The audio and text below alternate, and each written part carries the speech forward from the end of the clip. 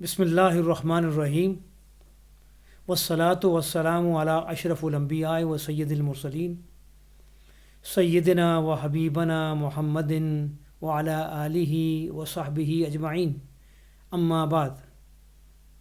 آج کی حدیث مبارکہ کا عنوان ہے توحید کا پاس و ادب۔ حضرت انس رضی اللہ تعالیٰ عنہ کا بیان ہے کہ رسول اللہ صلی اللہ علیہ وسلم کا ارشاد مبارکہ ہے، تم میں سے ہر شخص کو چاہیے کہ وہ اپنی ساری حاجتوں کے لیے صرف اپنے رب ہی سے سوال کرے، یہاں تک کہ اگر اس کے جوتے کا تسمہ بھی ٹوٹ جائے تو وہ بھی اسی رب سے مانگے۔ اس حدیث مبارکہ میں بہت اہم نقطہ بیان کیا گیا ہے جس کا تعلق توحید سے ہے، اور توحید دراصل پورے اسلام کی بنیاد ہے۔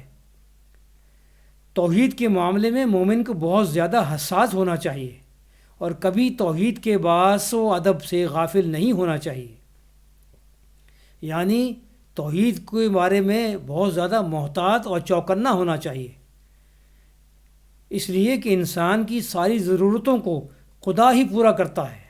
مشکلات و مصائب کو دور کرنا اسی کا کام ہے، بگڑی وہی بناتا ہے، اسی کے سوا کوئی طاقت نہیں ہے جو بندے کو فائدہ پہنچا سکے یا اس کو مشکل سے بچا سکے یا اس کی مشکل کو حل کر سکے۔